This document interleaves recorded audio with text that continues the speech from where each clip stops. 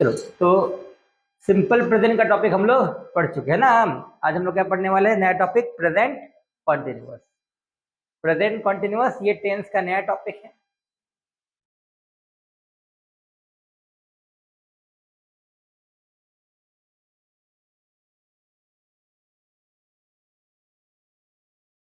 Present continuous.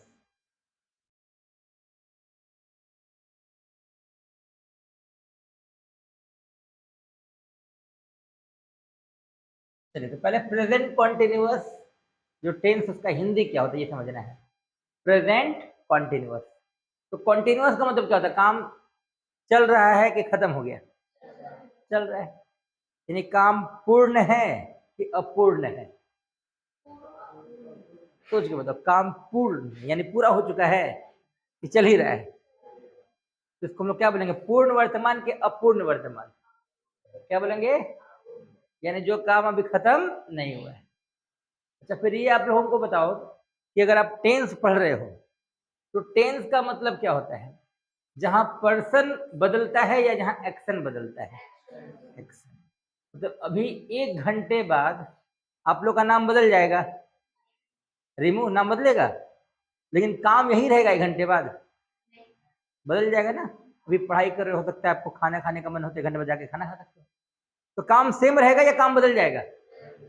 लेकिन आप लोग बदल जाओगे या आप लोग वही रहोगे? तो टेंस का मतलब क्या होता है? जहां पर्सन बदले या जहां एक्शन बदले?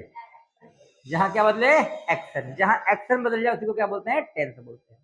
अभी ये बताओ, ये कॉन्टिन्यूअस है, एक एक्शन है, तो कॉन्टिन्यूअस का मतलब क्या होता है? दिमाग में बैठा लो। कंटिन्यूअस का मतलब एक ही वर्ब है। ग्रामर में अगर कॉन्टिन्यूअस की बात करें तो ये V4 है। कॉन्टिन्यूअस का मतलब V4। चाहे आप प्रेजेंट कॉन्टिन्यूअस पढ़ रहे हो या पास्ट कॉन्टिन्यूअस पढ़ रहे हो या फ्यूचर कॉन्टिन्यूअस पढ़ रहे हो, कॉन्टिन्यूअस दैट इज V4।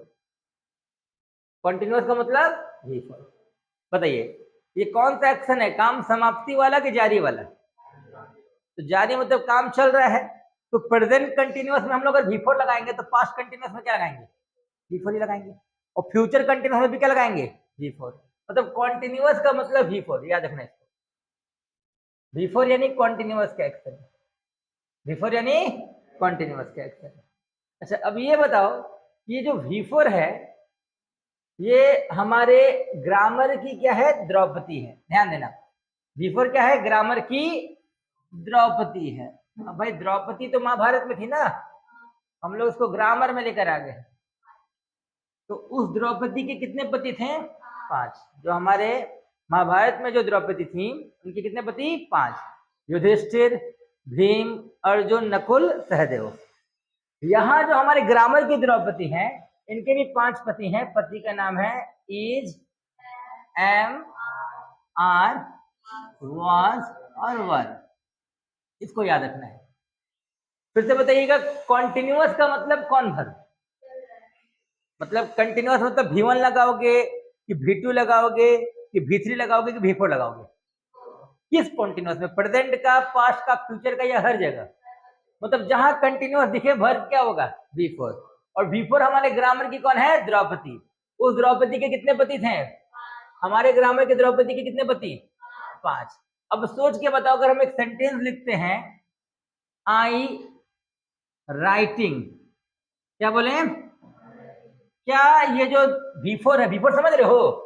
जहां वर्ब में क्या लगेगा? ing। वर्ब में क्या लगेगा? प्लेइंग क्या है? V4। गोइंग क्या है? V4। उसी तरह राइटिंग में क्या है? V4। तो क्या इस द्रौपदी को अपना पति मिला क्या? बताओ, ये किसी और का पति है, तो बताओ ये द्रौपदी खुश है कि ना खुश है? यानी इस द्रौपदी को क्या चाहिए? इज, एम, आर, नहीं तो वह, चाहे वेयर, कुछ भी लगा दो, कोई दिक्कत नहीं है। बट V4 टेंस में आएगा तो उसके पहले क्या आना चाहिए? इज, एम, आर, नहीं तो वाज, वेयर। अब सवाल है कि सर हम लोग रूल कैसे बनाए? टेंस का रूल बनाने का तरीका क्या है? सर रूल रटना पड़ेगा क्या? बिल्कुल नहीं रटना होगा। ग्रामर रटने के लिए नहीं है। बताओ तो पहले आप लोग शादी विवाह में खाना खाने जब जाते हो तो बढ़िया बढ़िया खाना शुरू के काउंटर में दिखता है या लास्ट में? आइसक्रीम कहाँ होता है? रसगुल्ला शुरू में तो पूरी तड़का रखा होता है। तो हम लोग को पूरी तड़का पे ध्यान देना है? एकदम रसगुल्ला पे अटैक करना है। तो मेन चीज चिकन, ये देखो ये राम कार्तिक में काका बोल रही, हाँ धर्म भ्रष्ट करेगी। हाँ तो बताओ तो, अगर मान लो शादी का कार्ड देख लो, शादी का कार्ड देखते हो, उसमें लिखा होता है हल्दी मेहंदी कुंजी कुंजी, उससे तो हम लोग को मतलब है, मतलब खाना खाने से। कार्ड में लिखा होता है नीचे सबसे, प्रीति भोज संध्या 7 बजे फलनवा जगह पे होगा, हम लोग अपना इन्वेलप लेकर पहुंच जाते हैं। तो बताओ हमारे पास ये जो 2 वर्ड है, एक प्रेजेंट और एक कंटिन्यूअस, काम का वर्ड कौन है, प्रेजेंट की कंटिन्यूअस? बताओ काम का वर्ड कौन है, प्रेजेंट की कंटिन्यूअस? पहला वाला वर्ड के दूसरा वाला वर्ड? विकास, कॉन्टिन्यूअस के लिए ग्रामर ने किस वर्ब को बनाया है? V4। Very good. तो हम लोग यहाँ क्या लिख दे बताओ? V4 लिख दें। कॉन्टिन्यूअस मतलब V4। अभी बताओ V4 को कहां भेजा गया? तो प्रेजेंट का पतिस का वाजवेर है कि इज एम आर? तो बताओ इस द्रौपदी को यहाँ क्या मिलने वाला है? Is am are. बताओ टेंस में सब्जेक्ट बदलता है क्या, ऑब्जेक्ट बदलता है क्या? बताओ तो रिमू, 1 घंटा बाद आपका नाम बदलेगा? बदलेगा क्या प्रिंस? तुम्हारा नाम बदलेगा यार, लेकिन काम बदलेगा कि नहीं बदलेगा? तो टेंस का मतलब सब्जेक्ट ऑब्जेक्ट जहां नहीं बदले, सिर्फ बदले कौन? एक्शन यानी कि वर्ब। ये है किस टेंस का रूल? Present continuous. अब एक सवाल हम आप लोग से पूछते हैं, अगर पास्ट कंटिन्यूअस अभी हम पढ़ा रहे होते, मान लो पास्ट कंटिन्यूअस पढ़ा रहे होते, तो बताओ यहाँ रूल क्या हो जाता है? बस इजी हमारी जगह लगाना था, काम खत्म। ग्रामर के रूल को रटना नहीं तो दिक्कत। अब सवाल है सर इजे मार कहां लगाएंगे हम लोग? तो इजे मार किसके लिए लगता है? सब्जेक्ट के लिए लगता है, सब्जेक्ट यानी पर्सन। और बताए थे ना ग्रामर में 2 टाइप के पर्सन है, एक वीक पर्सन और एक स्ट्रॉन्ग पर्सन। अभी बताओ स्ट्रॉन्ग वाले एरिया में कौन कौन है? आई, वी, यू और कौन है बाबू? दे। और वीक वाले एरिया में कौन कौन है? ही, सी और कौन? एट और नाउन। याद रखना इसको। अंग्रेजी का कमजोर व्यक्ति कौन है बताओ? ही, सी, इट, नाउन। अब बोलो सर क्यों सर? कौन क्लास में? ही, सी, इट, नाउन फर्स्ट क्लास में, फर्स्ट पर्सन में है, सेकंड में है कि थर्ड पर्सन में है? तो थर्ड पर्सन वाले लोग कमजोर होते हैं, है ना? लेकिन थर्ड पर्सन में दे भी तो है, दे कमजोर का नहीं बताओ? एक से ज्यादा लोग हैं। तो कबीला का लोग जो होता है, रहता है लोग टेंट उंट में, बट कोई लोग उससे लड़ता है क्या? सब यूनिटी में रहता है। तो कहावत है ना, यूनिटी इज स्ट्रेंथ। तो कबीला का लोग कहाँ रहता है? यूनिटी में रहता है। अगर आपको भी शक्तिशाली रहना है तो कैसे रहना है? बिखर के या ग्रुप में? यूनिटी में। दे सिंगल है क्या? एक से ज्यादा। तो क्या दे को कमजोर माने हम लोग? दे वीक है या स्ट्रांग है? स्ट्रांग है, इसलिए कमजोर नहीं है। ये लोग बेचारा अकेले है, ही है, सी है, तो ये लोग अकेले इसलिए ये कमजोर है। अब बोलो सर आई भी तो अकेले है, क्यों नहीं कमजोर है? ये फर्स्ट क्लास में, समझ रहे हो? अंबानी का परिवार वाला, पूरा भारत को शादी में बुला सकते हो, इतना पावर उनके पास, हाँ पैसा काफी ज्यादा है। तो बताओ ये कौन से कैटेगरी में है? फर्स्ट। समझ रहे हो? रिच फैमिली वाले लोग हैं, तो अकेले भी होंगे तो वो लोग कमजोर नहीं होंगे। हुई भी फर्स्ट क्लास है, जो सेकंड क्लास है, हम लोग जैसे लोग हैं। और दे जो है वो कमजोर लोग होते हैं। लेकिन कमजोर लोग ताकतवर कब बन सकते हैं बताओ? जब यूनिटी में हो। तो दे ने दिखाया कि जब हम लोग यूनिटी में है तो कमजोर नहीं है। तो कमजोर कौन निकला? ही, सी, इट, नाउन। अच्छा, कमजोर के लिए हम लोग क्या करेंगे बताओ? विटामिन एस देंगे। कमजोर को विटामिन एस नहीं मिलेगा तो मिलेगा? बताए थे ना कि हम लोग जो है, ठीक है, हम लोग जो है उधर एकदम फोकस से करिए, जब क्लास पे ध्यान देना, क्लास में पूरा ध्यान दो। अभी रिलैक्स होके बताओ, हमारे घर में जो गेस्ट आते हैं, हमारे मम्मी पापा को पैसा देते हैं कि हम लोग को देते? क्यों? उनको देना चाहिए मम्मी पापा को, क्योंकि उनको भी पता है जो कमजोर लोग हैं, जो बच्चे, उनको पैसा देना है। मान लो आप लोग फ्यूचर में टीचर बन जाओ, अच्छे शिक्षक बन जाओ, और आपके सामने 2 स्टूडेंट आ जाए, एक पढ़ने में इंटेलिजेंट है और पढ़ने में कमजोर है, आप ज्यादा ध्यान किस पे दोगे बताओ? कमजोर पे। तो आपको यही काम करना है। अगर टेंस में आपको ये लोग दिखें तो आपको ज्यादा ध्यान किस पे देना है? स्ट्रॉन्ग वाले पे या वीक वाले पे? तो वीक को देना विटामिन एस, बताओ ही राइट होगा कि राइट्स होगा? सी कम या कम्स? इट रैन या रैन्स? कोई भी नाउन ले लो। वाटर बॉयल या बॉयल्स? तो विटामिन एस बताओ तो सोनू किसमें है इन तीनों में? विटामिन एस कहाँ है? कहाँ है? इज। तो ही को क्या देंगे बताओ? इज। सी को भी क्या देंगे? इट को भी क्या देंगे? और नाउन को भी। बट कब? जब नाउन सिंगुलर हो तब। जैसे मान लो हम सिर्फ लिखते हैं रजत, क्या लिखें? कितना है व्यक्ति? क्या लगाएंगे? लेकिन रजत के साथ राहुल आ जाए तो फ्री में व्यक्ति कितना हो गया? एक या एक से अधिक? क्या लगाएंगे? इच के आर। तो बताओ दे कितना लोग है? दे एक है। दे ऐसे करेगी? हाँ, दे एक है, एक से ज्यादा है? क्या लगाएंगे? यू। कभी भी यू को सिंगुलर नहीं बताना, बोले थे ना दो का प्लूरल क्या होता है? यू। तो बताओ यू के साथ क्या लगाएंगे? वी के साथ? हाँ, अभी आई के साथ हम लोग तीनों लगा सकते हैं, एज भी, एम भी, आर भी। अब बोलो सर कैसे? देखो, अगर किसी वाक्य में पर्सन का संख्या एक से ज्यादा होता है, पर्सन का संख्या एक से, तो हम लोग 231 का फॉर्मूला इस्तेमाल करते हैं, बताए थे 2 3। अभी बताओ हम सिर्फ अपने बारे में बात करें तो आप लोग पढ़ोगे? बोर होकर चले जाओगे। लेकिन अगर आप लोग हम ढंग से पढ़ाएंगे तो बाहर में क्या बोलोगे? पंकज सर खराब पढ़ाते हैं, अच्छा पढ़ाते हैं। तो फिर थर्ड पर्सन मेरे पास आएगा कि नहीं आएगा? फायदा किसका होगा? मेरा होगा।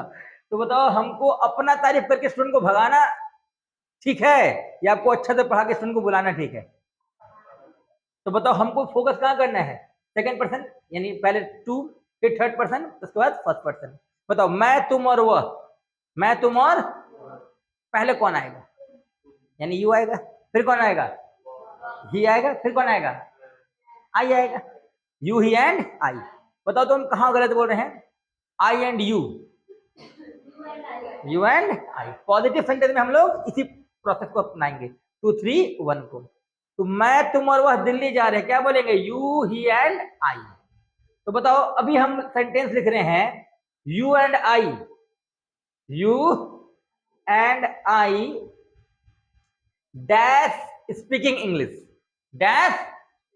बताओ क्या आई के साथ एम लगेगा? क्या लगाएंगे? क्यों? क्योंकि व्यक्ति एक से ज्यादा है। क्लियर है? जब व्यक्ति एक से अधिक हो तो आई के साथ क्या लगाते हैं? बताओ ही एंड आई क्या लगाएंगे? ही एंड क्या लगाएंगे? आर।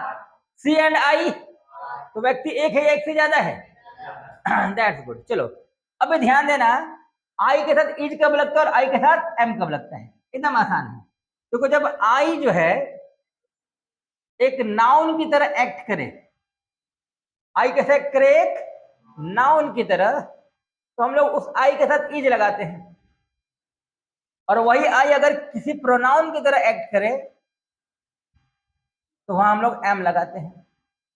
अब नाउन प्रोनाउन में डिफरेंस क्या है? नेमिंग वर्ड्स को नाउन बोलते हैं, नेमिंग वर्ड्स को, और जो नेमिंग वर्ड्स के जगह पे इस्तेमाल उसको क्या बोलते हैं? प्रोनाउन। यानी जो अपने आप में एक नाम है वो नाउन है, और जो अपने आप में नाउन नहीं है, किसी नाउन के जगह पे इस्तेमाल हो रहा है, वो क्या है? प्रोनाउन। अभी आराम से बताओ आप सभी लोग कौन हो? नाउन हो कि नहीं हो? बताओ।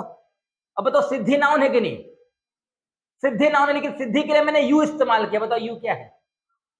प्रोनाउन है। सिद्धि के लिए मैंने सी इस्तेमाल किया, क्या है? सिद्धि खुद को क्या बोलेगी? सी बोलेगी, यू बोलेगी कि आई बोलेगी? आई क्या है? प्रोनाउन। अच्छा अभी बताना, रिलैक्स होकर समझना, आई अंग्रेजी में क्या है? एक कॉन्सोनेंट है कि वॉवेल है? क्या है? आई क्या है?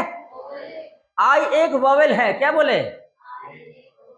आई एक, क्या बोलोगे? I am a vowel. बोलते ना आई के साथ एम लगता है सर, लगाओ तो I am a vowel.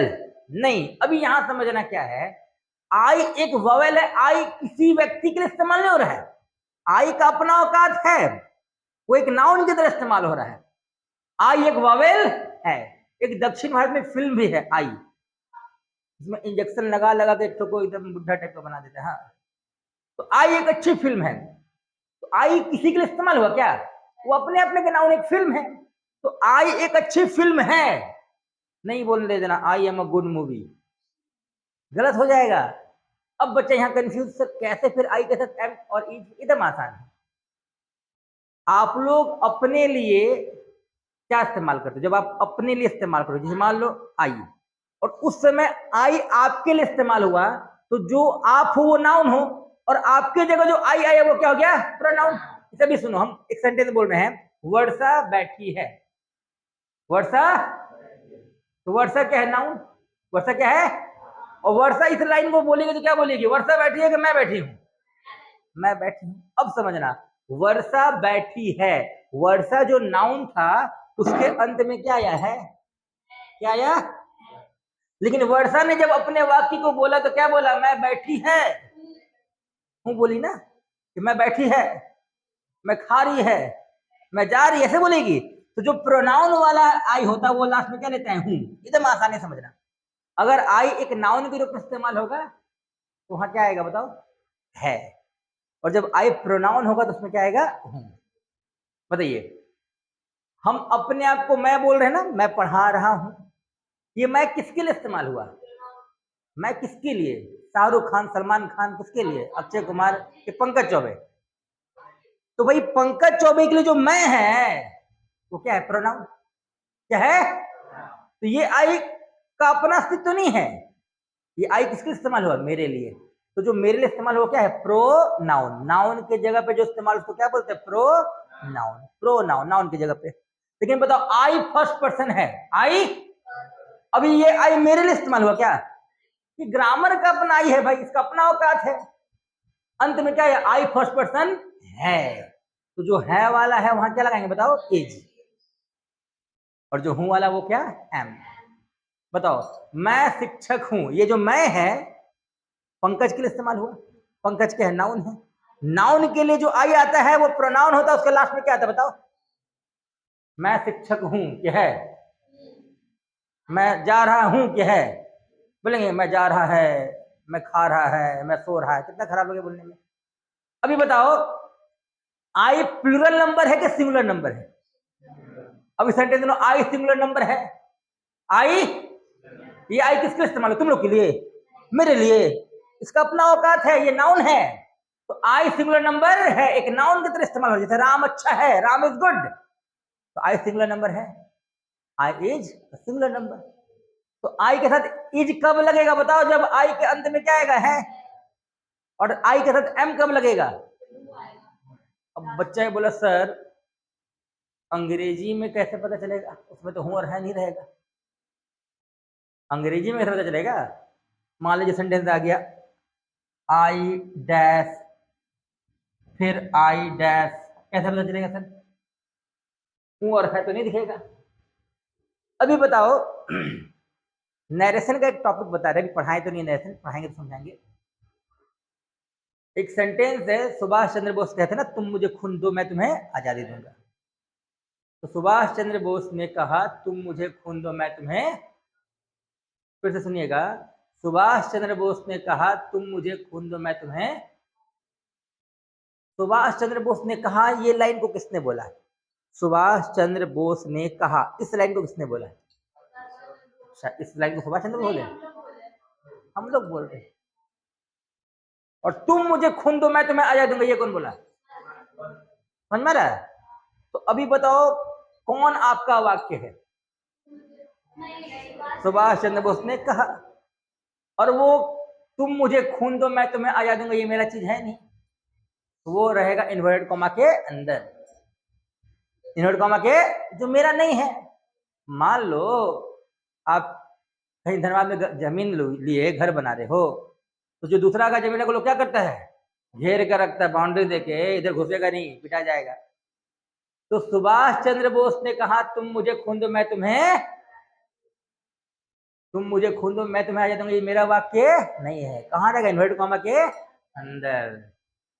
Pushpa कहता है मैं झुकेगा नहीं, डायलॉग है ना, तो मैं झुकेगा नहीं हम बोले हैं, तो पुष्पा बोला है, हम क्या बोले हैं? पुष्पा कहता है कि मेरा लाइन है, इस पे किसी का अधिकार, मैं झुकेगा नहीं, किसका लाइन है, पुष्पा का, तो घेर दो, मेरा है ही नहीं तो काहे रखेंगे उसको अपना। तो जो मेरा है इसको हम लोग क्या करते हैं, इन्वर्टेड कॉमा से घेर देते हैं। क्लियर। अभी बताओ आई सिंगुलर नंबर है, ये आई मैं नहीं हूं, कोई और है, इस आई को हम लोग क्या कर देंगे, घेर देंगे। समझ में आ रहा। अभी बताओ आई और ये आई दोनों में अंतर आ रहा है क्या, मैं जा रहा हूं, इसको घेरेंगे क्या इन्वर्टेड कॉमा में, और जो आई किसी और के लिए है रहेगा ना, वो मेरे लिए किसी और के लिए है।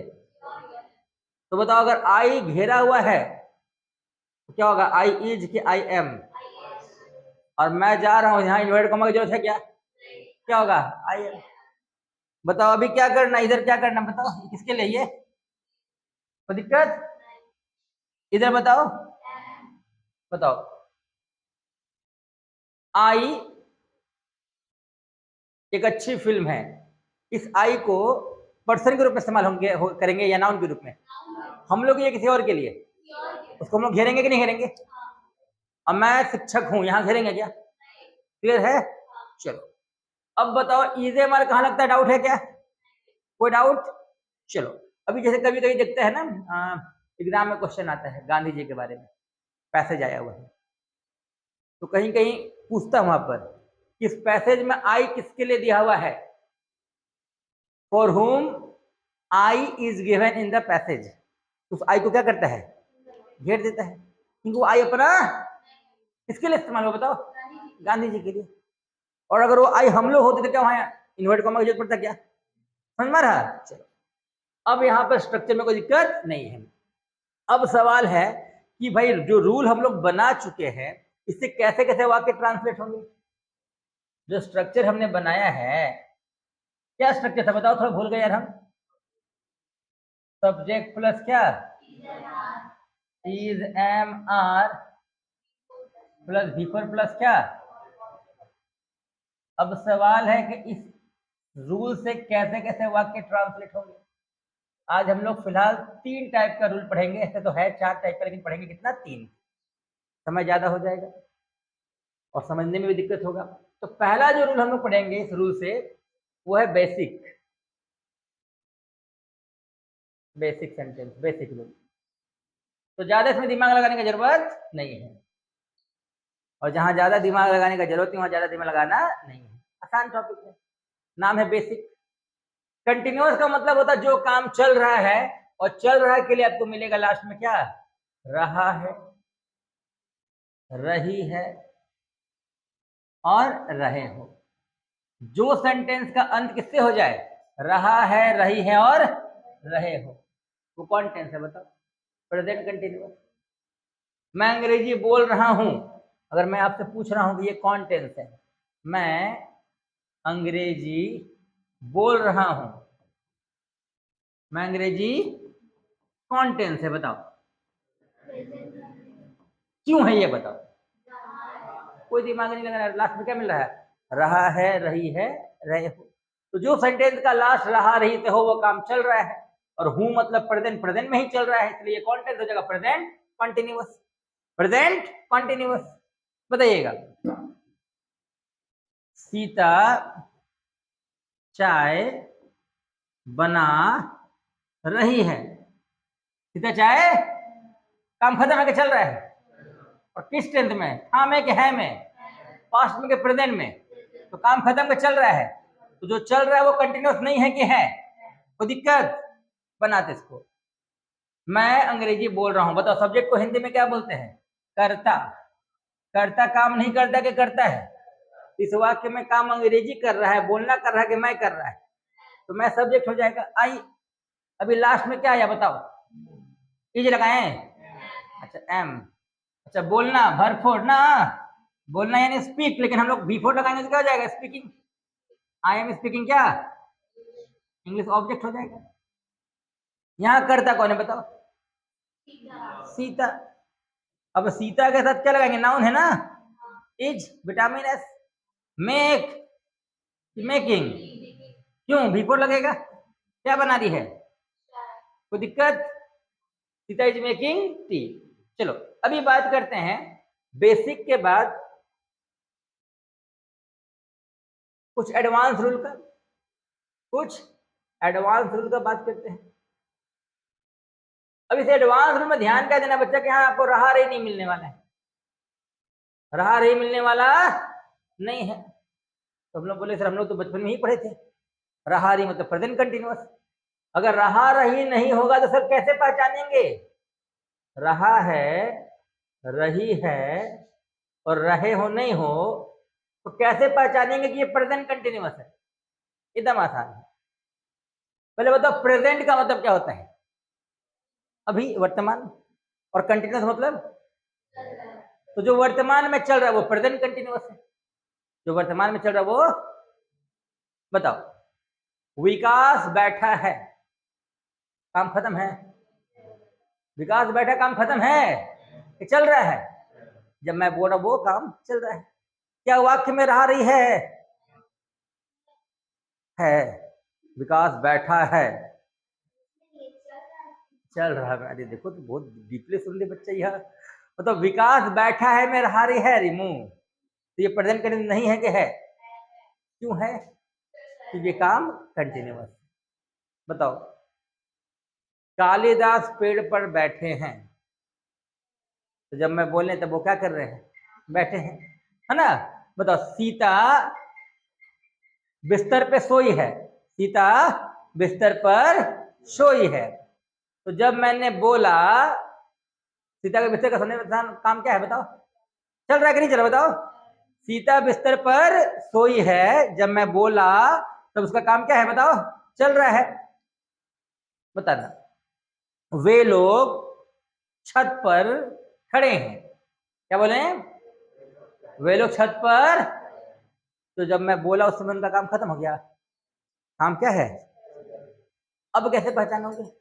एकदम आसान है। जनरली प्रेजेंट कॉन्टिन्यूअस का मतलब क्या होता है? जो प्रेजेंट में कॉन्टिन्यूअस, जब आपके बोलने समय वो काम क्या है? चल रहा है। ऐसे वाक्य में जनरली आपको मिलता है क्या? प्लेस मिलता है। ध्यान से समझिएगा। वह पेड़ पर बैठा है, वह पेड़ पर। तो जब मैं बोल रहा हूं उस समय उसका काम खत्म है कि चल रहा? बताओ। सीता बिस्तर पर सोई है, सीता बिस्तर पर, काम खत्म है कि चल रहा है? चल रहा है। अभी रिलैक्स होके बताओ ये पेड़ क्या है, बिस्तर क्या है? यहाँ प्लेस है, क्योंकि बगल में एक प्रीपोजिशन आ गया। क्या गया? अभी बताओ मैंने पेड़ काटा है।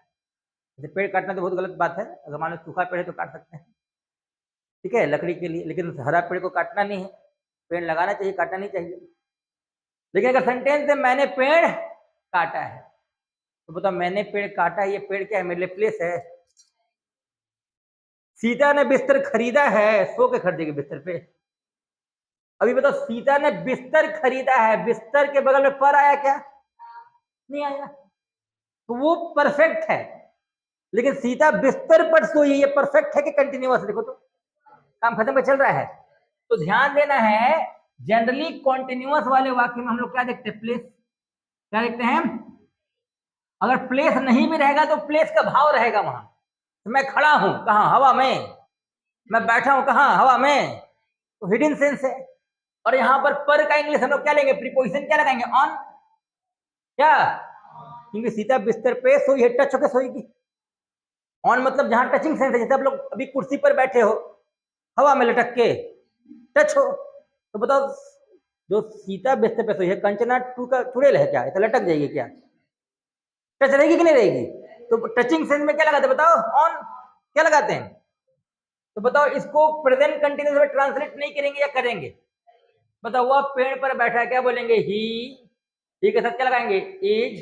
सिट का भी फॉर सिटिंग, कहां? On the tree, on the.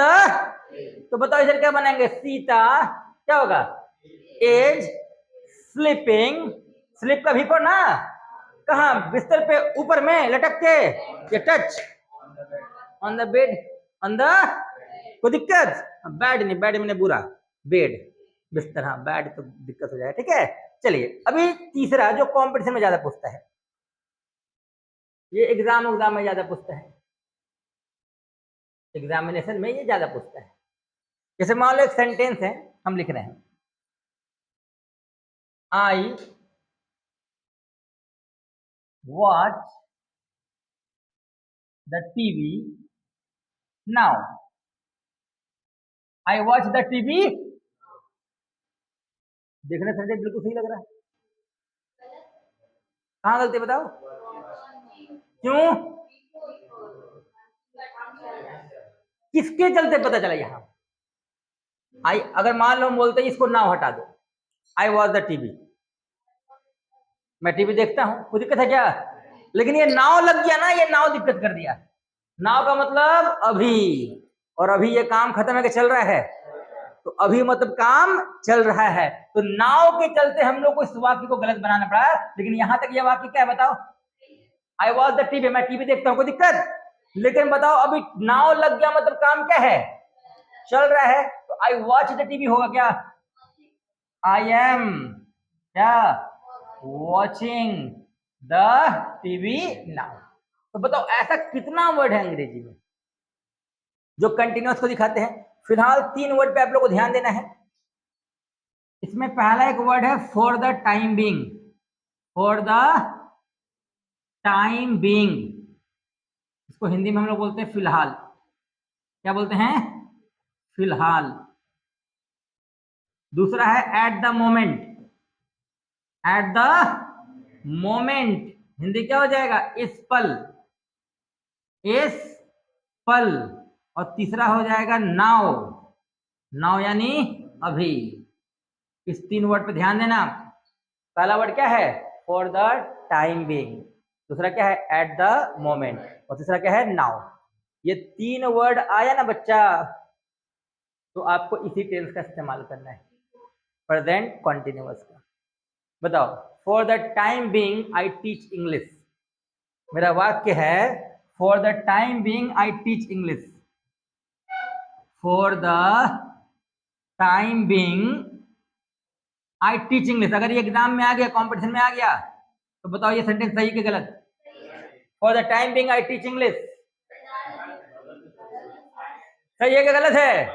आप लोग को तो हमको नहीं पता। फॉर द टाइम बीइंग यानी फिलहाल मैं अंग्रेजी पढ़ाता हूं कि पढ़ा रहा हूं? पढ़ा रहे हैं। पढ़ाते मतलब बाद में, हैबिट। तो सेंटेंस क्या है? गलत। ये for the time being, eight the moment और नाउ, अगर ये 3 वर्ड किसी टेंस में आ जाएगा तो आपको सेंटेंस को क्या करना है? कंटिन्यूअस रखना है। क्या हो जाएगा? I am teaching. समझ में आ रहा है English? For the time being का मतलब फिलहाल। क्या? फिलहाल गाना सुने हो अक्षय कुमार का, मैं किसी और का हूं फिलहाल?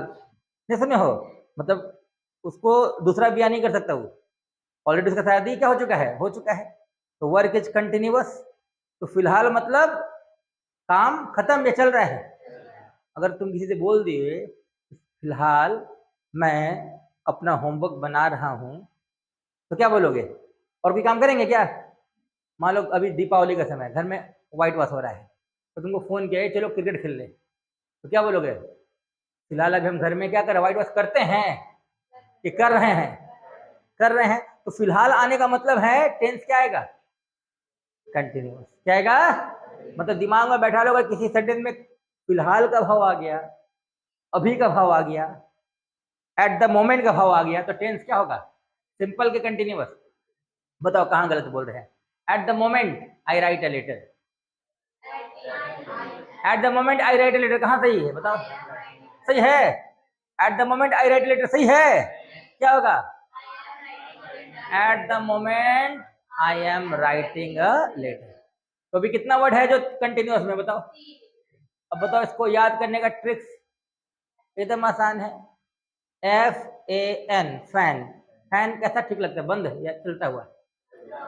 रुका हो तो मजे नहीं आएगा, गर्मी में आदमी परेशान हो जाएगा। तो बताओ फैन मतलब कंटिन्यूअस, फैन मतलब, बताओ फैन में F से क्या हो जाएगा?